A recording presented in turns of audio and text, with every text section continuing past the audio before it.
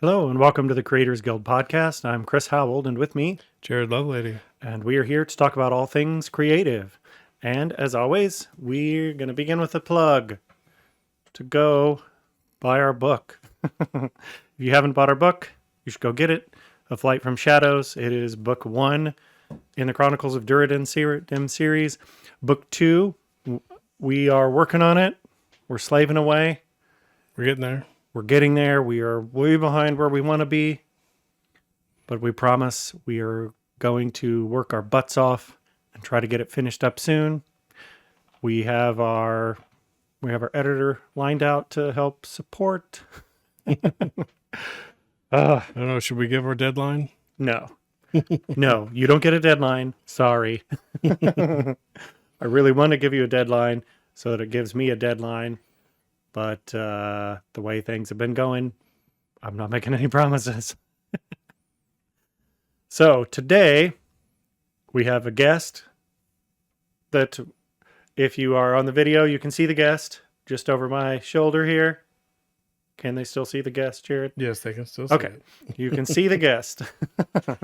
The guest is a presentation.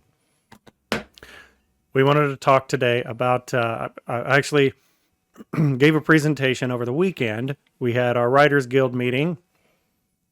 And in that meeting, I gave a presentation and talked with the group there about world building. They invited me to speak on that topic and present and have a discussion with everyone. And I thought it went pretty well. I thought it was pretty fun. We had a little activity in the middle of it and whatnot. So I wanted to, Jared and I talked about it and said, let's do that. Yeah. Let's share.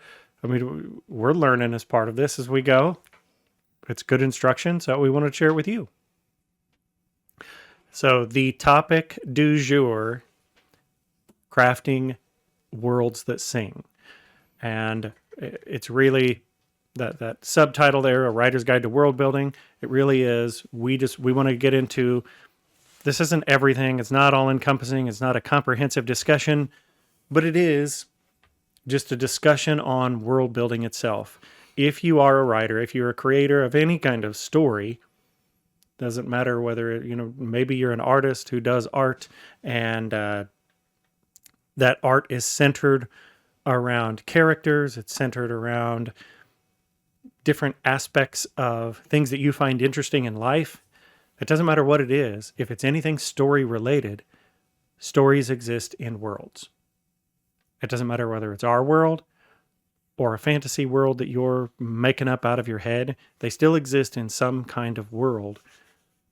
And so how do you go about building a world? How do you go about crafting something that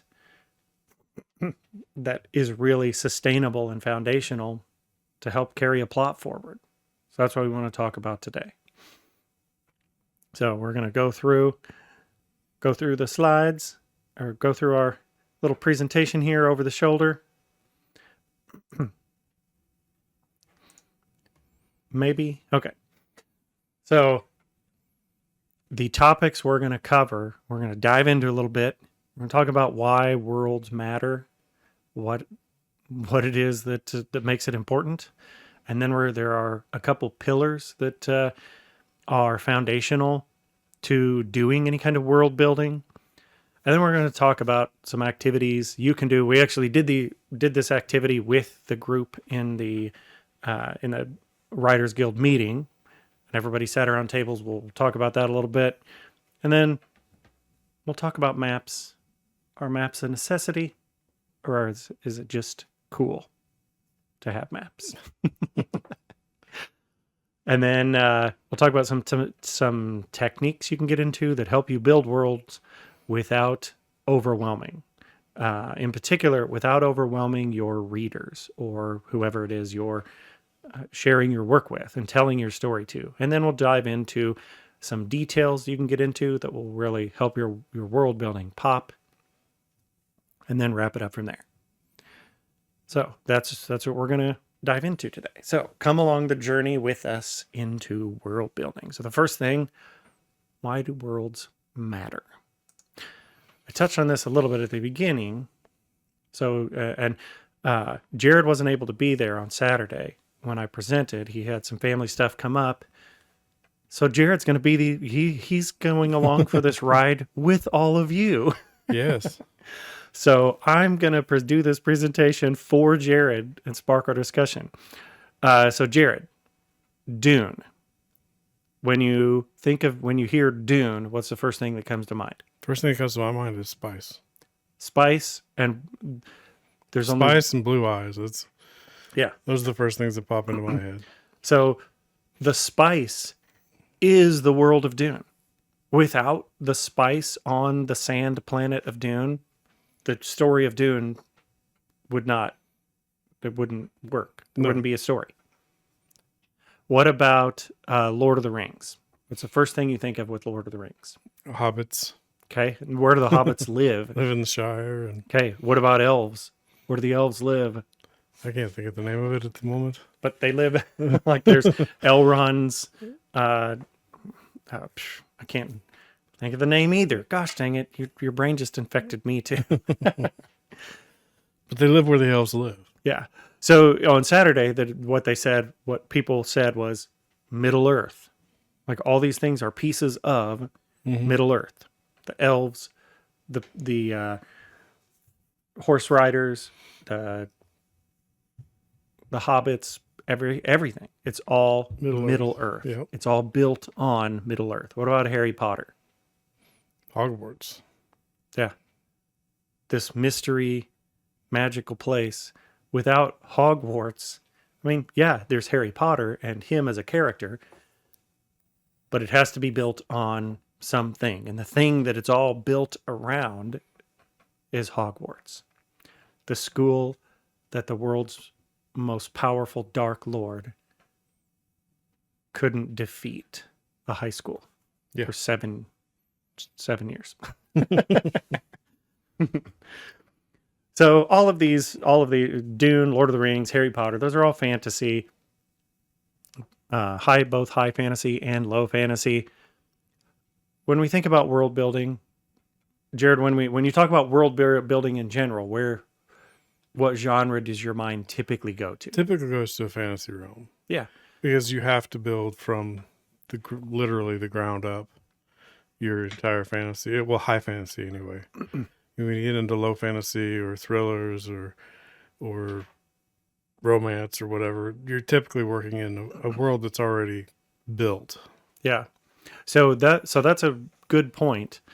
You're working in a world that's already built.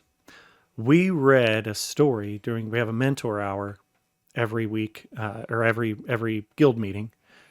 And in that mentor hour, do you remember the story about the blue dress, the girl in the blue dress? That's actually a real person from history, a girl that died, and they had in Pennsylvania. I don't remember that one. And they had I think it was Pennsylvania or New York. Anyway, there's a monument to that girl, and it says to the unknown girl in the blue dress, whatever, they found her dead by the railroad tracks. And then like 60 years later, the mystery was solved, and it was somebody's daughter who had been traveling and she disappeared. And this town, they found her. She just like stepped in front of, like got clipped by a train or something, but died by the railroad tracks. Nobody ever knew who she was for 60 years. Well, that was a writing prompt for us one time. And one of the people at the Writers Guild, they started a little short story about this girl in the blue dress. And we read three pages. He brought in his 3 pages. We do a 3-page review of anybody's writing. They can bring it in. We read their writing, critique it, give them feedback, whatnot. So he brought that beginning of a short story in that's based on that writing prompt of the girl in the blue dress. And in that writing prompt, in the story, he said that he was at, Poughkeepsie? I think that's right. Poughkeepsie, New York. And there's a guy watching a girl on the platform in a blue dress, and she was waiting for the 7:40 eastbound train.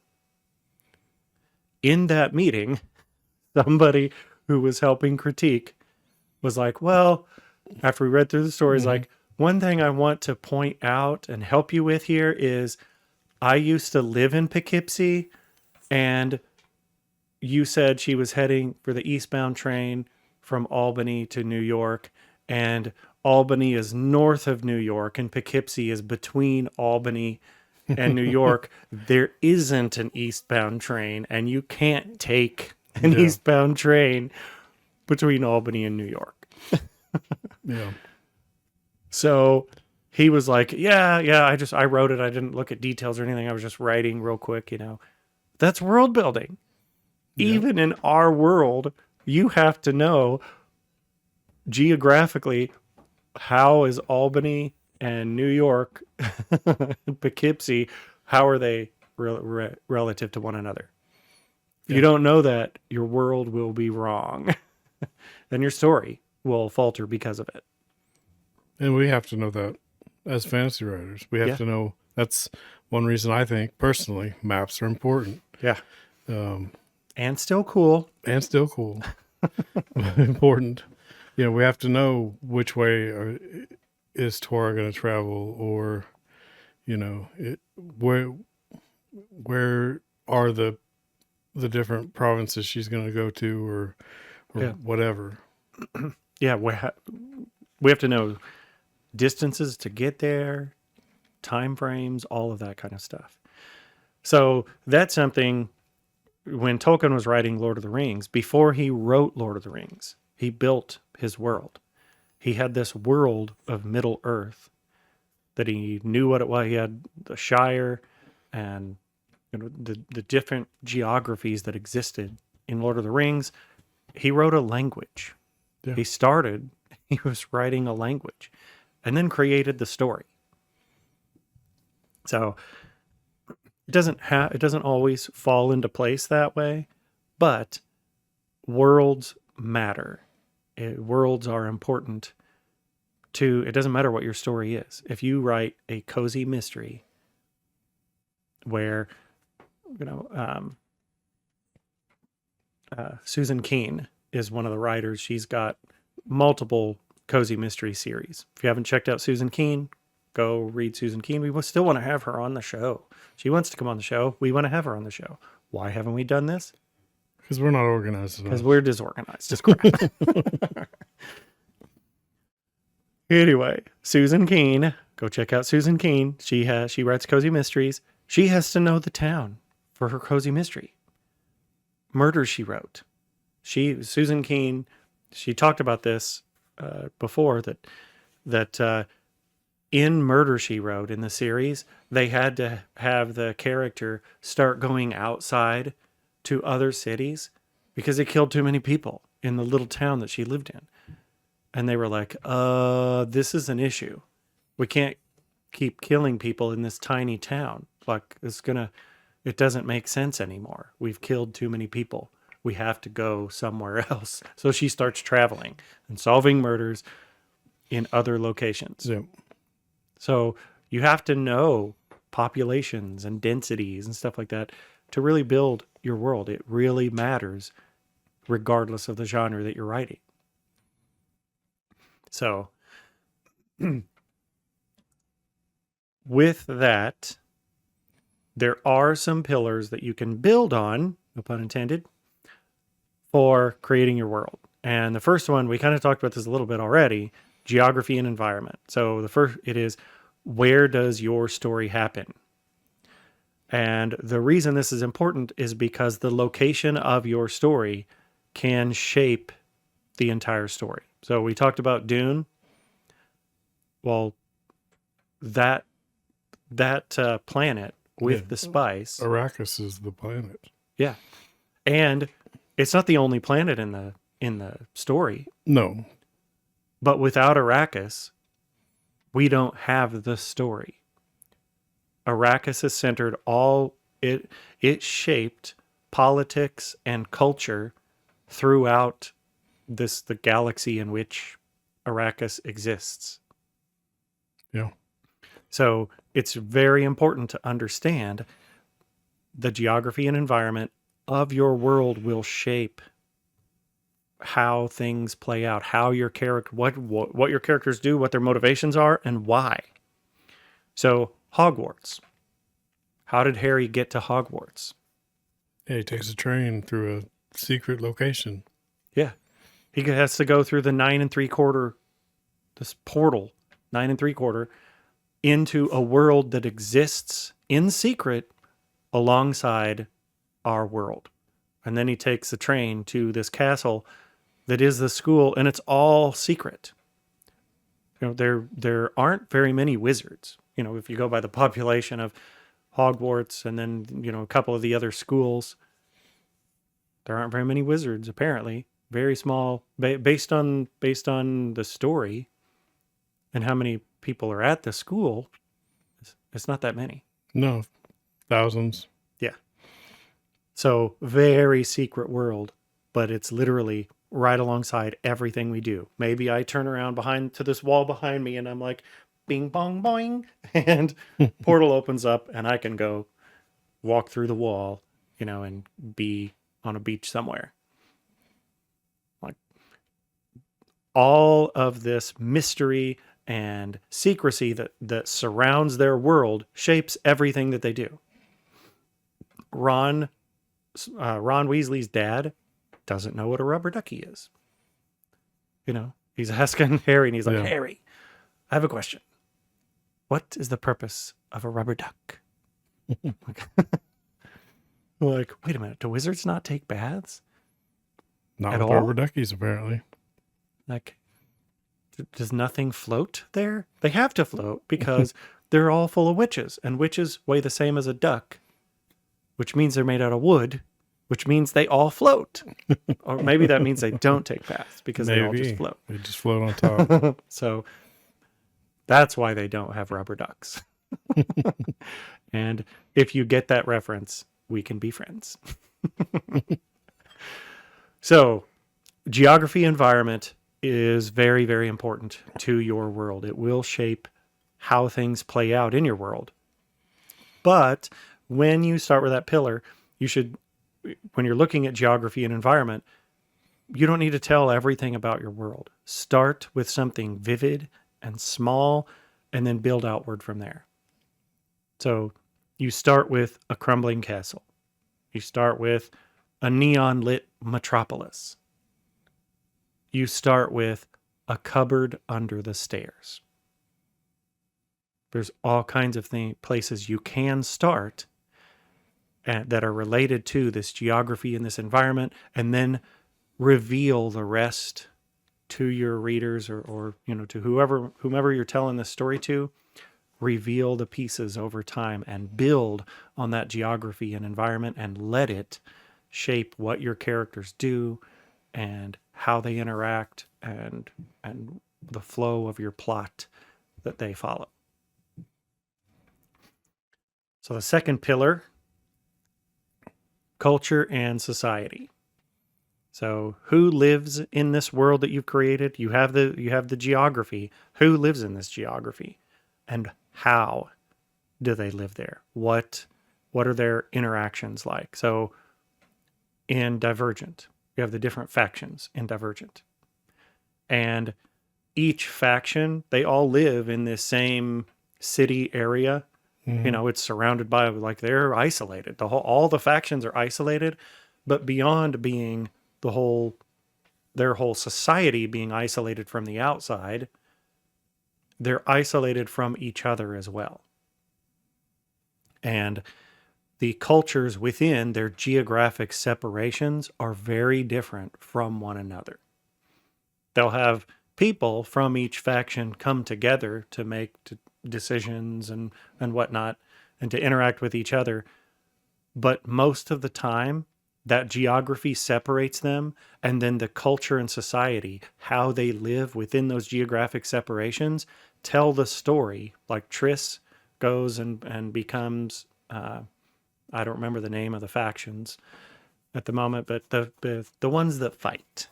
Yeah, I'm not familiar with Divergent, So she goes with the fighter people that I can't think of what their faction is.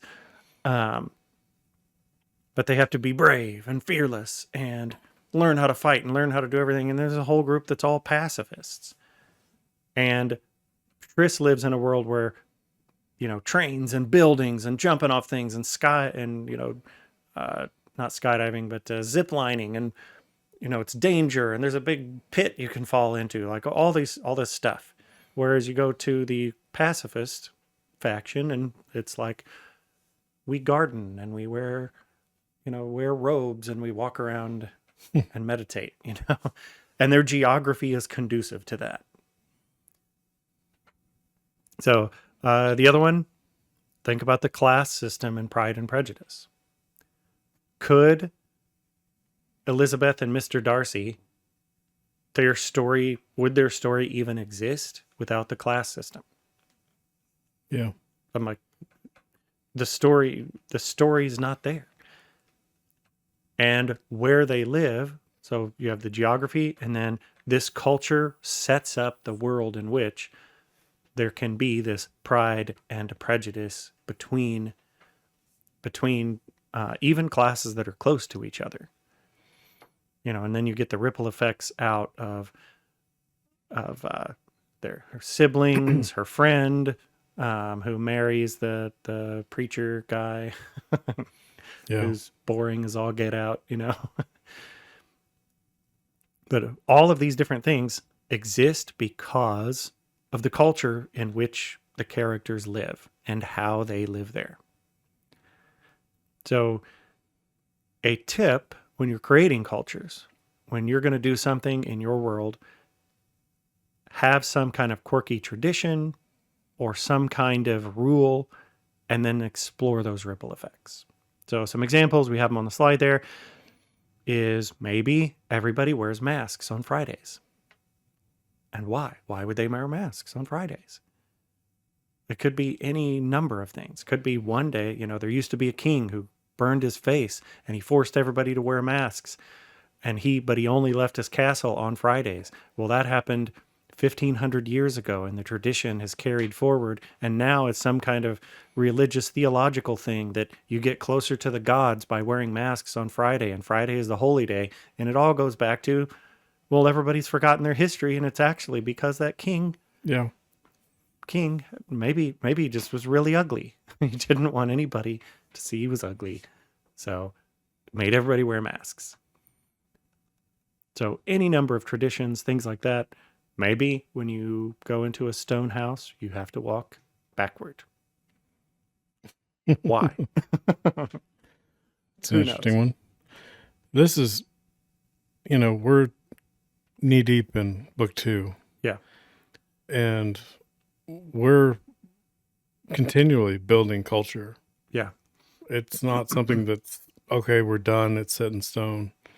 It's constantly evolving as the story evolves, and we're having to come up with, okay, why is this side against that side, and what did they do 1,000 years ago that has caused this trickle down effect, and so it's it really there's so much, and we have so many notes on different. I mean, we have a whole document that it's just world expanding details that a lot of, like, most of it probably never going to make its way into the book, into the story at all. But we're like, okay, well, why is it this way? Well, let's go down this rabbit hole a little bit and flesh this out more. And then we'll be like, oh, well, this little piece of it, if that's in this culture, if, this thing happened 5,000 years ago, and now we're experiencing this cultural effect that continues to roll down, but now it's expanded, and now these two sides hate each other because of it. We can pull this one little piece out, and that comes into play in our story and helps move the story along. And then, if someone said, why did you come up with this? Why did you add this in? Was it just like an afterthought? Like, no, you got to get the expansion set. Yeah. Or the companion. You got to get the reader companion. And then you can get into all of the lore and the backstory and the reasons why all these things happen. So, society and culture. There's there's a lot there that you can encompass that will shape your story, and you can really go deep with that. So the third pillar, this one is related to society and culture because society and culture is typically shaped by history. So what is the history and conflict? What's the baggage of your world? So Game of Thrones, get into Game of Thrones, you have the Seven Kingdoms. We had the Mad King.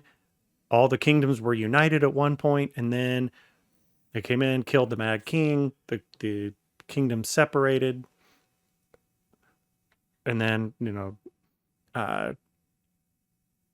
just Robert Baratheon. He dies, and then all the kings are like, we're gonna go back to the way it was before we had the Mad King, before House Targaryen took over.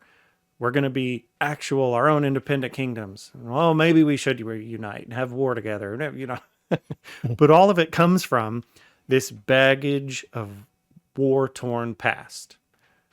So you have the king in the north and the Ironborn and the different areas that are still, even though they're supposed to be united, they're still in conflict with one another because of that history that's there. Blade Runner. Seen the Blade Runner movies? No. So in Blade Runner, this corporate dystopia where they create the replicants, and the replicants are there to help us and participate in society. And you don't know if the replicants, you don't know who is human and who is replicants till the replicants start killing everybody, But it's all driven by this corporate dystopia that creates the replicants, and they sit in this upper echelon of power, and now you have the shape of their whole world is a result of this dystopian history that they've evolved into. So a tip for when you're looking at history and conflict to help shape your world is create a scar, something in the past that haunts the present. Something, Wheel of Time, you had the breaking of the world. In our book, we have the cataclysm that is going to come up. It's going to play. It plays a critical role in where things are now, and we're going to get deeper and deeper into how the cataclysm shaped everything. Which book 2? We're in the middle of book 2. Yep. It's coming out pretty strong in book 2, and then it'll just continue to get more and more deeper and deeper in. So, what is the scar? Maybe somebody lost a war. Maybe there was a big catastrophe. There was the donut famine of 0283. Any number of things that could happen. So what is it that haunts the past of your society that you can bring in and even from a going back to the cozy mystery, typically there's something about the person who the TV show Psych. Mm-hmm. Well, he has a history. His parents got divorced. His dad raised him a specific way to be very observant and everything like that. And it drove,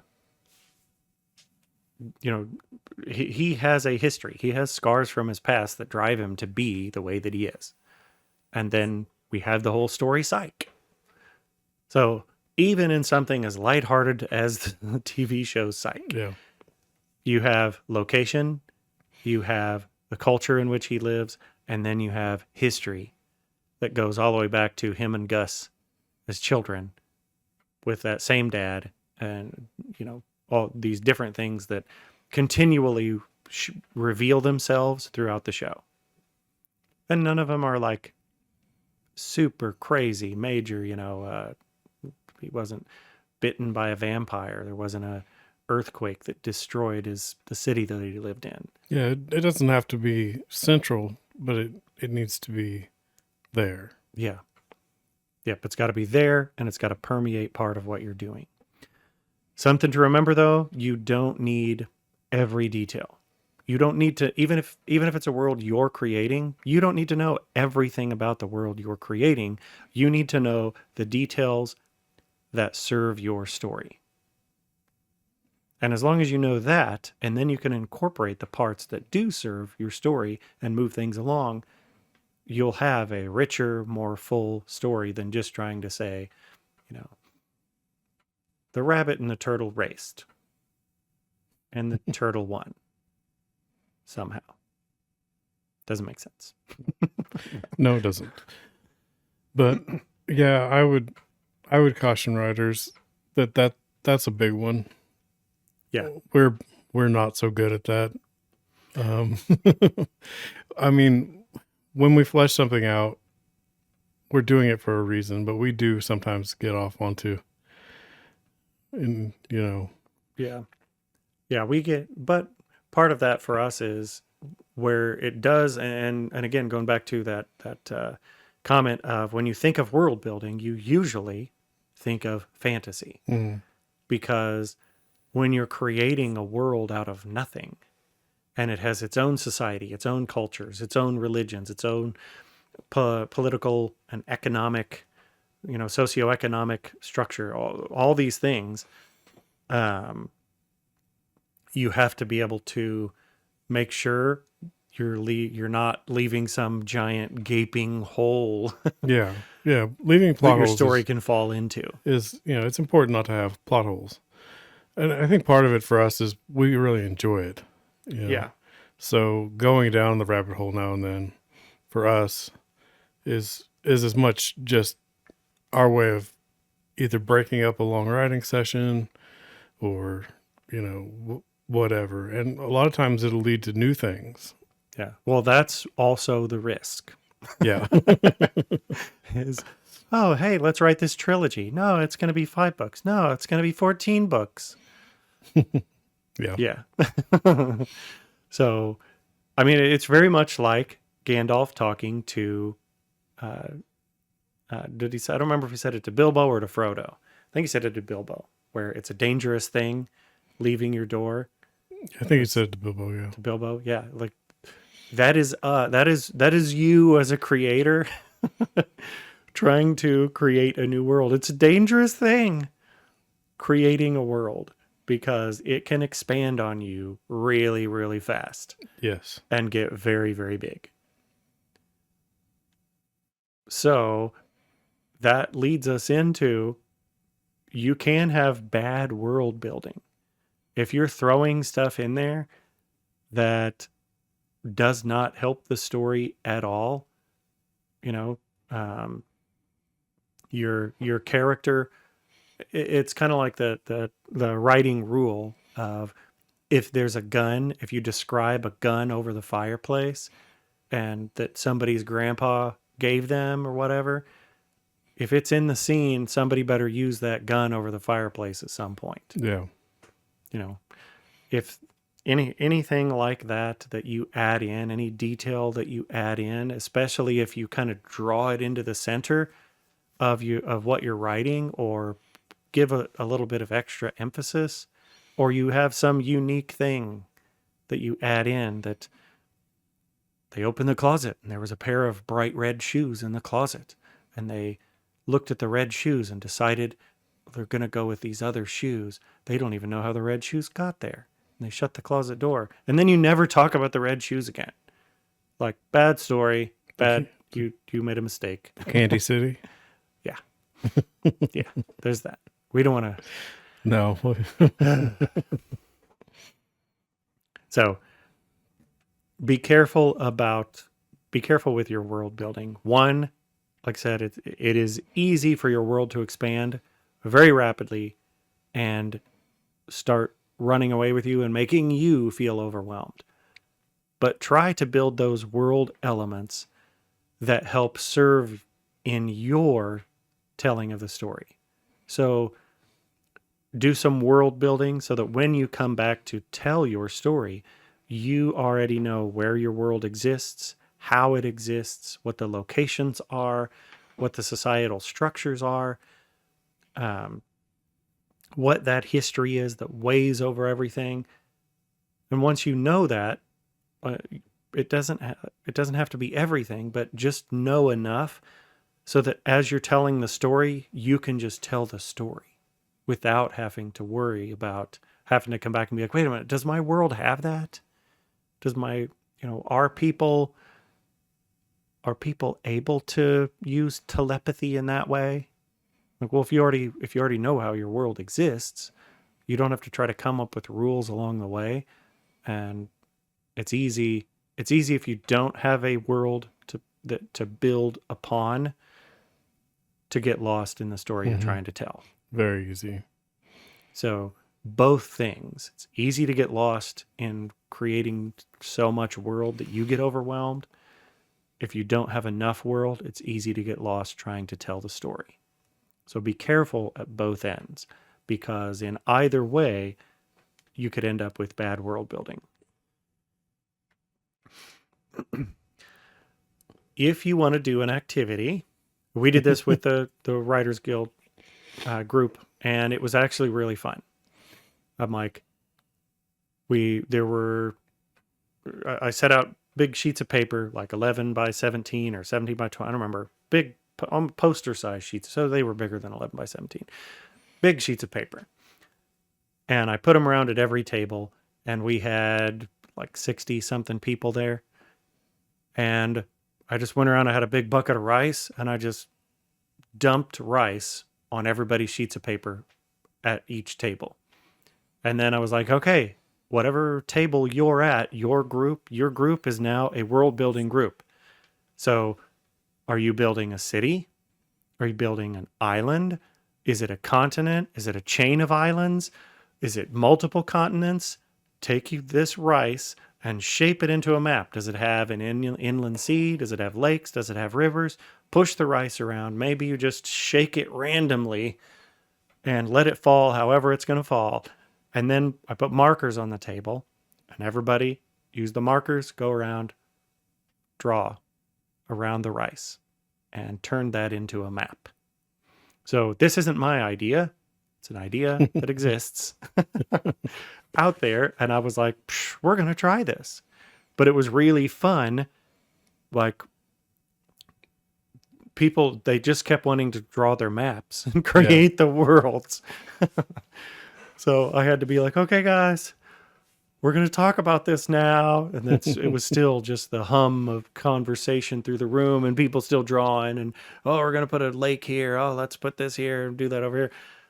And most of them are retired. Yeah. In our Writers Guild group, a large number of people are retired.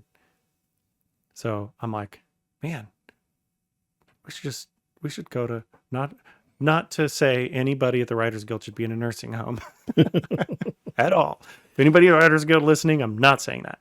But I'm like, hey, why doesn't somebody take rice papers like this and go to nursing homes and be like, okay, everybody, we're going to make maps and come up with stories. Who knows? You could come up, maybe find some really good stories that way. Yeah, you might. But if you want to do it at home, get some practice with doing some world building, get out a sheet of paper, just dump rice on there, and either let all the rice fall, and then there'll be some spots where the rice is deeper than others. And then you draw around it, and you note those spots as that's a mountain range. There's a gap right here. That's an inland sea. There's a trail through here where there's no rice. That's a river or a canyon or whatever. It depends on how big of scale. If you're like, this is just a little island, well, then it's not an inland sea. It's a small island. That gap is a lake in the middle of your island, or a volcano. It's a big crater where a volcano erupted in the past. It could be you're going to write a mystery that happens on a tropical island, and you need a layout, but you don't want to go with, well, I don't want to study Hawaii and figure out Hawaii, what the layout is and what the different islands are. I want to make my own world. So it could exist in our world. We're going to pretend like my islands are off the coast of Florida, but I don't want to use real islands. I want to come up with my own.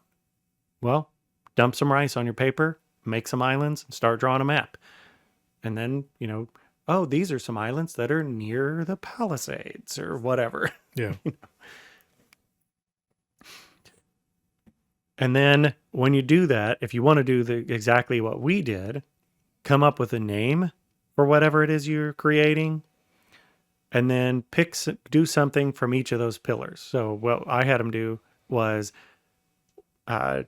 give us a close-up. Where does your story begin? Like, is there, going back to that first pillar, pick small and detailed and expand from there. Are you starting at a city? Are you starting, there's a cove over here? Are you starting on top of a mountain? Is there, some little feature that you're going to start with? And now, on this place that you've created, what's a quirky tradition that somebody has?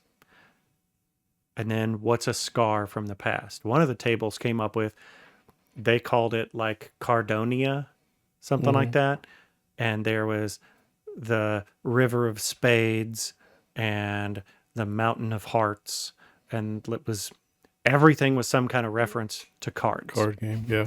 And they had like the city of this, of clubs, and they in just those few minutes, we took about 10, 15 minutes, and they came up with this whole story, or this whole idea of a world centered around things to do with cards. Like, you could come up with a lot of history, a lot of random stuff of why is it called that? Maybe their religion is playing, or the way they worship the Ace of Spades, which is the aces are all their historical gods, and they worship the Ace of Spades by playing 5-card stud on Tuesdays. Yeah. So it's a fun activity. I would encourage you to get your kids if you want to get your kids interested in doing some creative stuff. I'm like, man, this would be a really good activity for kids to do. And in the Writers Guild, we're all just big kids. Yeah. So I really saw that on Saturday, and it was fun.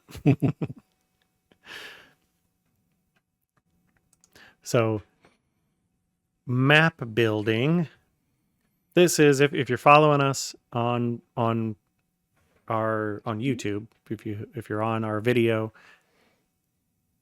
there are some links that we have up. We'll put these links in the description. Yeah.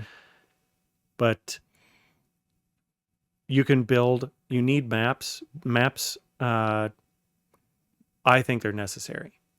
Susan Keene, she pointed out when we were talking about this, she's like, I have to know the city that I created is there's like 4 or 5 cities that I like aspects of those cities in our world, in America, she's real world. Yeah, in the real world. Like, I like these aspects of these cities. So I put those aspects together to create the city where all of my stuff takes place. And she has a map that she has sketched out to, and it's kind of a rough map, but it's enough to show she needs to know direction, north, south, east, west, buildings that the people travel to and from, what's the distances between them within her story, places that they frequently go to, so that there's no incontinuity in how the story is being told. Or you're like, wait a minute, last time it took them 45 minutes to get from this place to this place, but now they just walked there in 5 minutes. And it was a 45-minute drive in book, in that previous chapter. That doesn't make sense. Mm-hmm. And she has multiple books that take place in the same location. It's the same people solving murders. So she has a map. It doesn't just apply to fantasy fiction. Or, it applies to any kind of fiction. If it's history, if you're doing something historical, you better dang know your geography. Yeah. And people that study history, at least from my experience, they like maps. Oh, yes. Very much so. So I would say if you're doing something nonfiction that has any kind of geography in it, people who like history and nonfiction like maps. If you're doing something fantasy, people that read fantasy love maps. Oh yeah. Multiple maps. Many. We go to cons and we didn't have business cards, and so we took our map of our world and we printed it off on whatever standard photo sizes are, 4x6 or whatever, Yeah, something. and we slapped a sticker on there that had our Just our contact information, Yeah, just our- website and stuff. the website and stuff, and then we signed every one of them, and we sold over the 2 cons. We sold about 15 books. Yeah. But we probably gave away almost 200 maps. Yeah. People love maps. Yeah, there would be people that stop and they just wanted our map. Be like, if you want to look at our book, and you're like, yeah, no, I'm not really looking for a book to read right now. Some people were even like, they don't really like fantasy, but they still like maps. Yep. They're like, well, I'll take a map. Like, okay. Space stations. If you're into sci-fi, people in sci-fi that I know of love the detail of knowing this is the layout, you know. Right? Layouts of your ships, of your stations, your systems, your galaxy. Yeah. Yeah. They're like, oh, did you see I can download Galaxy Quest? The guys on that help Commander Taggart land the ship. He calls the nerd guys from space, and he gets all his friends online. He's like, we got to download all the specs and the schematics and everything for the ship so we can walk them through. And then, of course, you get the one of the best scenes ever with Sigourney Weaver with the chompers, where she's like, why are these here? Like, they were in the episode. She's like, oh, this episode was badly written. This is stupid. We shouldn't have to do this. One of the best scenes, sequences ever. I'm like, she nailed it. Did a perfect job. Whoever wrote this episode should die. Yes. Love it. That whole scene, you had people looking up schematics and building off of the world. Exactly what we're talking about right now. They had the world, the background of the world, and then put that into the story that we're watching on TV. They had, all the world building stuff we're talking about. They played it up and relied on the actual world building of the fictional story that was Galaxy Quest. So maps, I think, do maps work forever? Are they required for every story? No. Are they required for any story? No. But they sure can help with world building, and they interest a lot of people, and they're cool. Yes. So. I don't know how many hours you spent playing Incarnate. Yeah. Yeah. So if you want to be one of the cool kids, make maps to go with your worlds. So we'll put these resources up. We've used Incarnate. We've used Asgar's. There's one that I found. I don't know who made it, so props to this person. If you go there, you can find them, and maybe we'll send a ton of traffic to them. It's just a helpful tool. It's a Google Doc that they've shared publicly that just has a buttload of different. It's like, do you want to make a map that you're trying to bring out this type of map? Well, here's like 10 tools that you could use to do that and the pros and cons of each. Like, well, do you want to do, do you want to do a fantasy world map? Do you want to do a space station layout? Do you need, a socioeconomic map? Do you need a map that shows geographies with like different terrains and rainfall and stuff? Well, go use this map. Like, there's a bunch of stuff in there. And again, it doesn't encompass everything, but the person who put it together pulled together a lot of different map resources. So go check out their docs. We'll put the link out there, Google Docs. But go find some map tools that work for you and try things out. Oh, it's going to open the map because we clicked on the link. Oops. So we got to get back to... There we go. Here we go. Okay. So now that we've talked through those pillars, doing maps, some activities you can do. When you are doing your world building, you want to world build without overwhelming. The main person you don't want to overwhelm is your readers. You also don't want to overwhelm yourself. So when you're doing your world building, you need to get all the world building parts to help build your story and to give your story foundation. But all of those parts should not be in your story. You should only use the iceberg rule. You should only show about 10% of the world building stuff that you've actually come up with. Because not everybody, your reader doesn't need to know everything that you've thought of that could be in this world or that you've decided is in this world. The reader doesn't need to know all of it. They just need to know the parts that are important to your story. But there's also an aspect of world building that helps with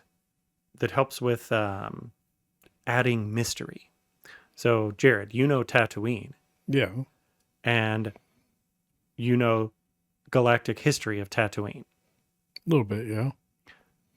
The galactic history that you do know of Tatooine, is any of it in any of the Star Wars movies? No, not really. Yeah. But even from the very beginning, when we arrive on Tatooine, we know from the interaction of the characters and the story that gets told that there is a deep galactic history there. Yeah. And so we, as the audience, are like, oh, yeah, this is important. There's something here tied to this world. You know, and so it leaves you with knowing there is something else under the surface here. And we get to imagine what that is. But it's not specifically pertinent. Knowing that isn't specifically pertinent to the story that's being told right now. But it's another way to engage your readers with the mystery of what could this galactic history be. And then maybe you have some offshoot stories, you have some additional lore that you put out where you tell, well, here's what this history is. And that's where a lot of the stuff with Tatooine, you can go look stuff up. Yeah. There's a lot of what usually starts as fan fiction. Yeah. And then, sometimes gets canonized or whatever. Yeah. Yeah, so it's a mixture, but there wouldn't be fan fiction if there wasn't some element there for fans to build on. So you don't need to show everything. You shouldn't show it. You should not show the majority of what you come up with for world building. And then the other thing, we talked about this a little bit on the geography side and on getting started. Start small and expand later.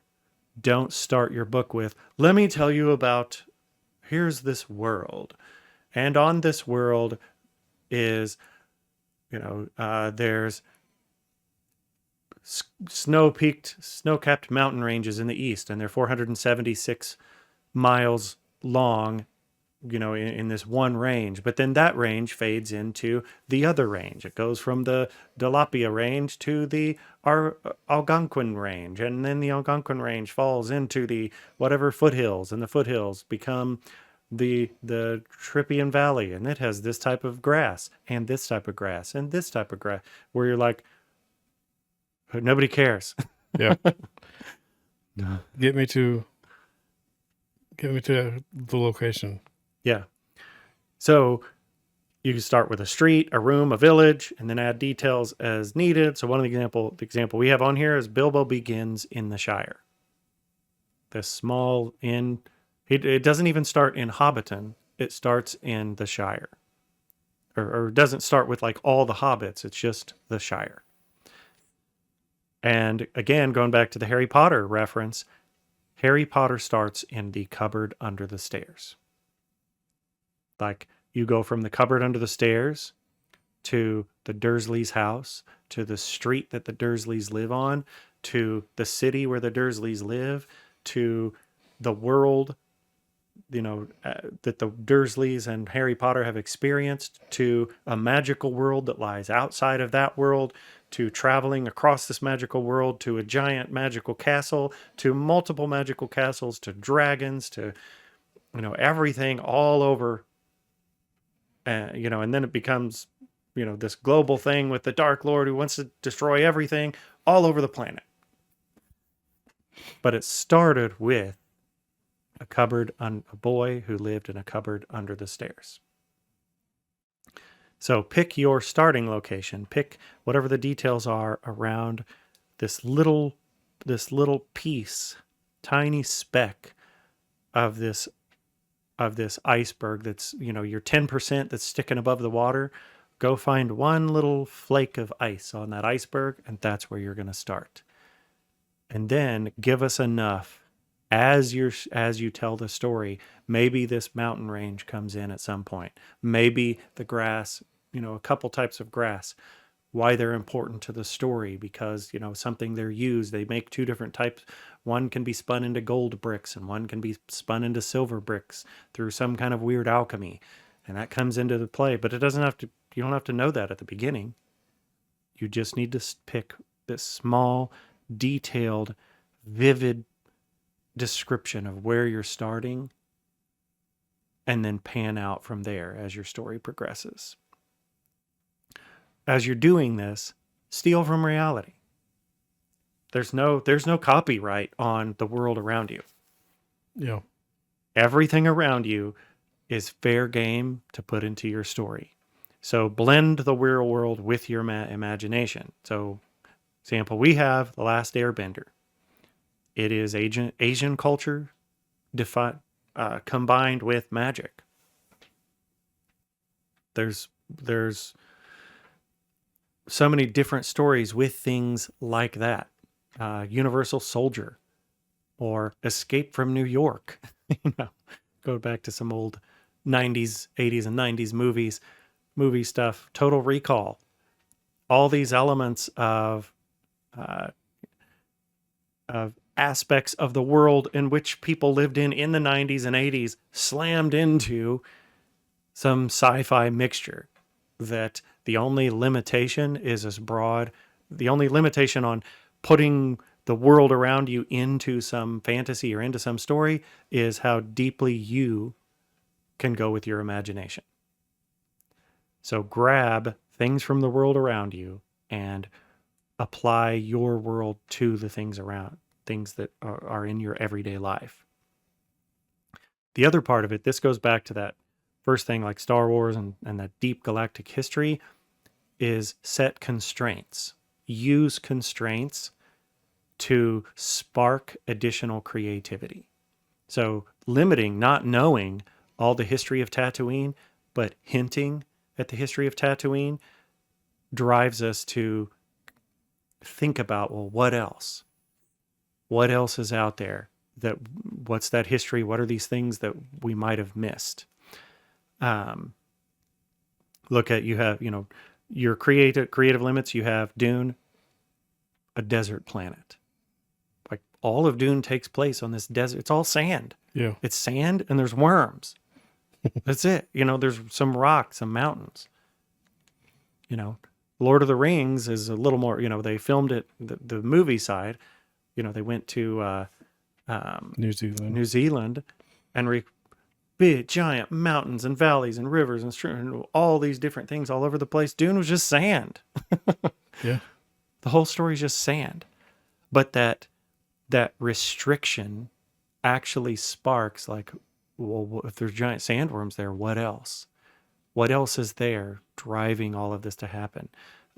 There's stories that take place in an entire city. Superman never leaves Metropolis in the comics. I guess he did later, but the original story. the original story, Superman is like the defender of all these things in this one city. It's kind of like Monsters versus Aliens, where the aliens are coming and they're attacking America. again, because that's the only place they ever attack. You know. And then look at, so example we had, another example we have here, Mad Max. When you dive into the world of Mad Max, like you don't see hardly anything of any world stuff at all. They spend time in cars. There's some tiny little locations in this barren, depleted, post-apocalyptic wasteland. They're not, like, the movie isn't super scenic and traveling all over the place and going to all these different things. You just have this barren waste, and it takes place there. Another one that I pointed out, or that I thought of, was the Tom Hanks movie, Castaway. Mm-hmm. He's literally on an island. Yeah. And it's like a 3.5 hour movie. Yeah. There's a beach. There's a little mountain hill thing. That's... Yeah. Early on, when he's on the island, he climbs up on top of the little mountain thing, and then it shows, the camera pans 360 degrees, and you see, like, yeah, this island is like, I don't know, maybe a couple 100 feet across. It's not very big. You get a 3.5 hour movie of him on the island with a volleyball. Yep. Yeah. But it's setting limits, setting constraints. You can add creative constraints to your world that add richness to your story and allow your reader, or listener, or whatever it is, to think outside of the constraints. What is beyond these constraints? And then they get to use their imagination. So it adds a layer of mystery that is purely subjective in the mind of whoever's experiencing your story.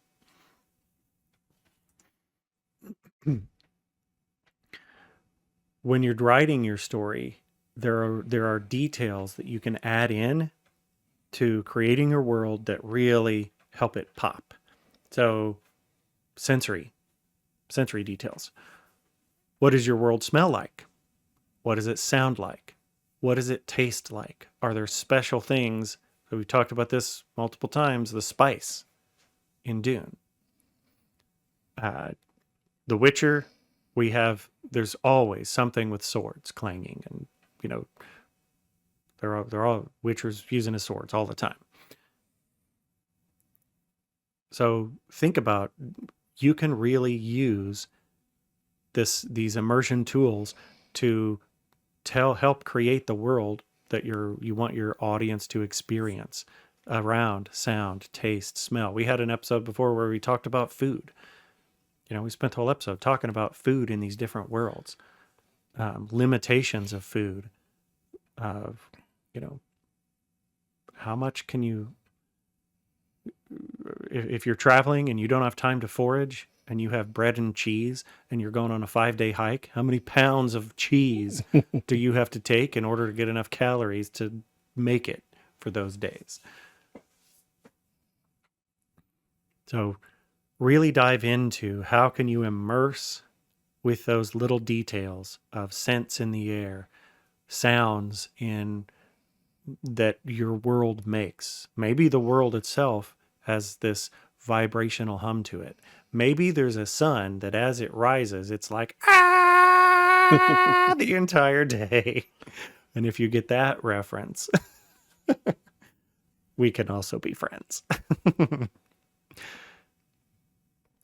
So the other part is, or another detail you can add in there is, tie the world to your characters. How do your specific characters interact with the world in which they live? So Katniss Everdeen in the Hunger Games, her survivor skills were a direct result of the world in which she lived in, and that she was forced into to try to help her family survive. And now all these skills that came from the world, from the environment and the culture that she was raised in, are now the skills that she uses to become the Mockingjay and bring down, change change everything about everybody's world there and topple a government. And then we talked about that 10%, the iceberg rule. Don't use info dumps. Try to put as much as you can. Share the details of your world as you're panning out, as you're traveling through, the camera of the words on your page are traveling through your world. Don't pause and just be like, okay, dear reader, for 3 pages, I shall now describe to you the history of, the great gecko migration of 1436. You're going to, maybe the gecko migration of 1436 is really important. And maybe that whole history needs to be told about all the geckos and traveling with their little tiny gecko bags as they migrated across the country, and they had to get away from the evil giant lizards that had taken over their little gecko villages and the gecko cities that they lived in. Maybe all that history is important. Don't just dump it on your readers. Bring it out with your story. Weave those parts, use action, use dialogue, these different things, weave them out. So one of the example that popped into my mind was we learn about Willy Wonka from Uncle Joe, who, side note, Uncle Joe's one of the worst villains in history. Totally corrupting of Charlie, made him almost not get, waste his whole experience in getting the golden ticket and almost not be able to get the chocolate factory. Plus, he laid on his butt in bed for 20 years, letting Charlie's mom take care of him and feed him, and he couldn't get out of bed. How many bedpans did she have to change for all 4 of those grandparents for 20 years? And then Uncle Joe's like, golden ticket?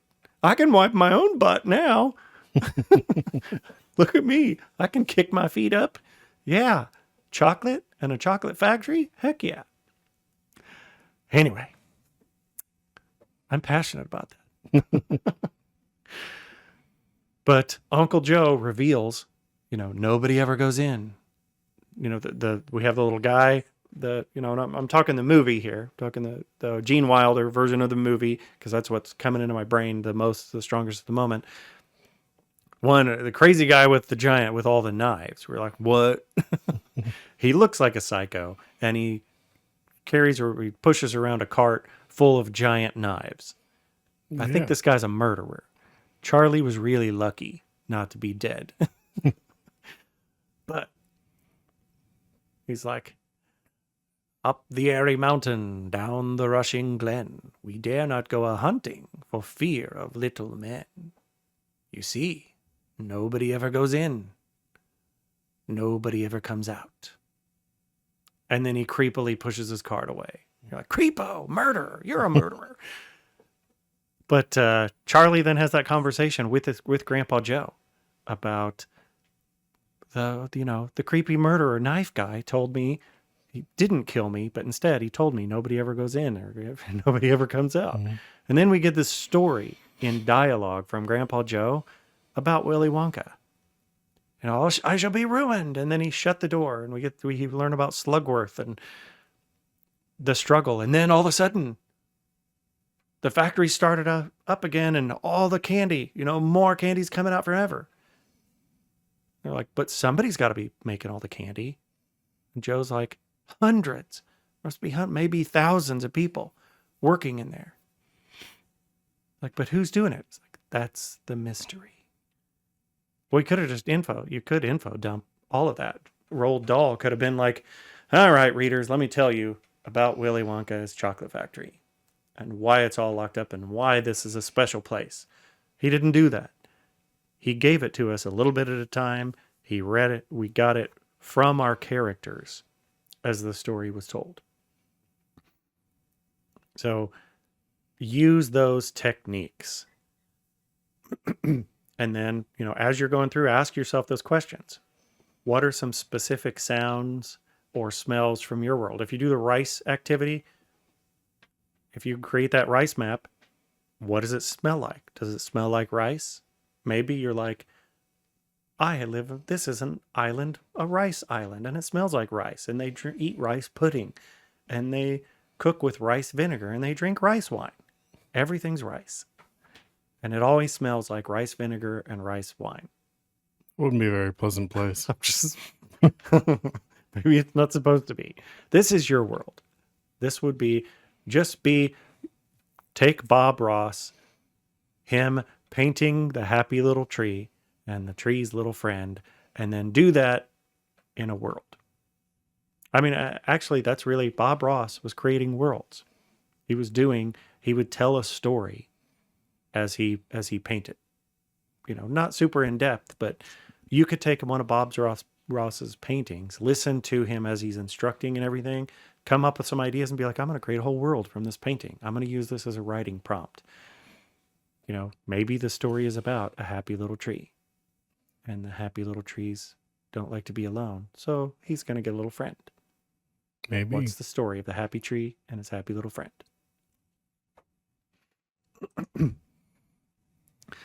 So go out and build some worlds, and it's like Burger King, your way, right away at world building now. Go build your worlds, build them your way. Look at what's tripping you up in world building. If you're telling stories, what is it that's tripping you up? Where can you go? What can you look at in the world around you? What can you look at in other things to, and maybe the question is, what's tripping you up in telling your story? And maybe you need some more depth to your world. And you get a little bit more depth in your world, and suddenly you'll find that, I don't have writer's block anymore. I just needed to understand a little bit more about the world that I was creating. And then I like this quote: great worlds don't need to be perfect. They need to feel real. So start small, play with ideas, and then let your characters live in it. Just make a place for your characters to live, and then tell the story of your characters' lives. And that's really what world building comes down to. Find the magic in your world, real magic, or, hypothetical, or not hypothetical. You know what I'm trying to say. Yes, I do, but it's not going to me either. Gosh dang it. Now I feel like an idiot. I'm talking to people and I can't think of the word. Anyway, find the magic in your world, apply that magic, let your characters live in that magic, and let your readers experience that magic through the eyes of your characters. If you can put those pieces together and use that world building as a backbone, you'll write great stories. Hopefully we're actually practicing what we preach. I think we are. I think so. If not, you're getting what we put out anyway. So that is world building. That is, it's not everything about world building. It's not everything you need to know. You may not even agree with things that we've said. If you disagree, that's great too. What it all comes down to, it's your way, right away at world building now. Find what works for you, build your world, and hopefully these tips and tricks, they might help you along the way, and will help you become a better writer and a better storyteller. Any final words, Jared? I don't think so. It's a fun thing to do, whether you're a casual hobby writer or someone who's trying to be a little bit more on the professional side like we are. It really is kind of the spice that flavors The sand. Yes, the sand. and the process, Yeah. Yeah, it's when we go down those rabbit holes and we build, even if it's stuff that isn't going to show up, I get more excited about writing. When I'm like, hey, here's this new aspect of things that we just came up came up with. And now while I'm writing the story, I know that piece. And sometimes I want to bring those things out. And sometimes we're like, well, we know this. We don't need to bring it out. But they're little secrets, little tidbits that we have that I get to keep. And then I'm like, yeah, that's why this is happening this way. And all the aspects of our world, the puzzle pieces all fit together. And it's so cool. Makes it a little hard sometimes when people are like, well, tell me more about your story and about your world and about this. I'm like, well, how deep do you want to go? But it does make it fun. Makes it interesting for me. Yeah. Well, thanks for joining us today. Jared, I hope you enjoyed the presentation. Yes, it was very good. So I was sad that you missed it. I was sad that I missed it too, but I had some family stuff I had to take care of. So Yeah. Well, now you got it. You get the one-on-one presentation here. So. all right. Thanks for joining us today.